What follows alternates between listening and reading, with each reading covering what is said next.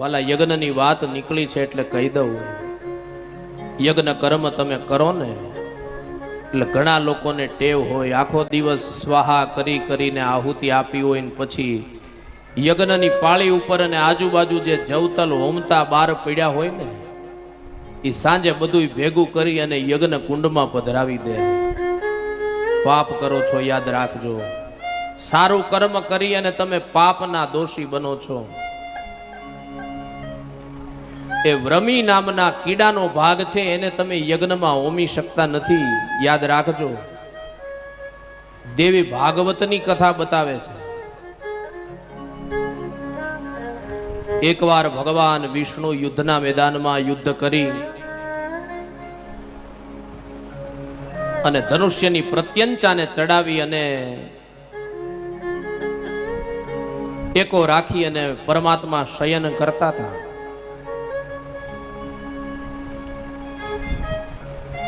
બ્રહ્મા અને મહાદેવ તમામ ઋષિઓને સાથે લઈ યજ્ઞ માટે ભગવાન નારાયણની પાસે યાચના કરવા આવ્યા. પણ ભગવાન શિવ નારાયણ સૂતા છે.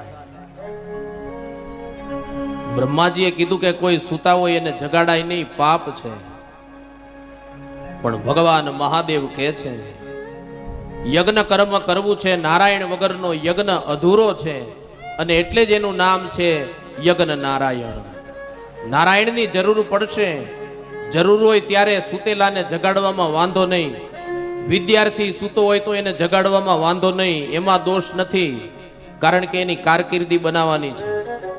કામ ધંધે નોકરી માટે જવાનું હોય ત્યારે કોઈને જગાડવામાં વાંધો નહીં.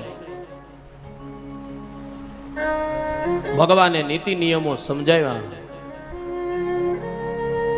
પણ વિચાર કરે છે કે આને જગાડે કોણ? અને એ વખતે બ્રહ્માજીએ વ્રમી નામના કીડાને ઉત્પન્ન કર્યો. દેવી ભાગવતની કથા છે. કીડાને ઉત્પન્ન કર્યો એટલે કીડાએ એવું કીધું કે ભાઈ નારાયણને હું જગાડું પણ મને કંઈક યજ્ઞ ભાગ તો મળવો જોઈએ ને. અને ત્યારે દેવતાઓએ કીધું કે જાઓ, જ્યારે જ્યારે આ પૃથ્વી ઉપર યજ્ઞ થશે ને સ્વાહાકાર કરતા યજ્ઞ કુંડની પાળી ઉપર અને બાર જે પડેલું છે ને એ આ વ્રમી નામના કીડાનો ભાગ ગણાશે, એને યજ્ઞ કુંડમાં હોમાશે નહીં. અને પછી કથા બતાવે છે એ કીડાએ ધનુષ્યની પ્રત્યંચાને તોડી અને ભગવાન નારાયણ જાગૃત થયા. વિસ્તૃત કથા છે.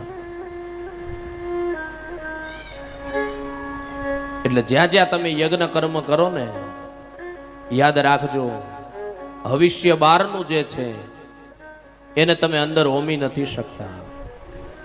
પણ એક પુસ્તકમાં મેં વાંચેલું, બહુ મને સ્મૃતિ નથી, એનું નામ વિસ્મરણ થઈ ગયું છે, કદાચ યાદ આવશે તો કહીશ.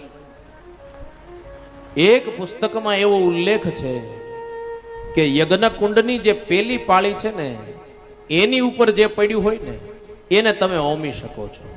બાકીની બે પાળી અને નીચેનું પડેલું છે એને હોમવાનો અધિકાર નથી. સત્કર્મ કરવા છતાં પણ તમે પાપનું પોટલું બાંધો, દોષી થાવ છો.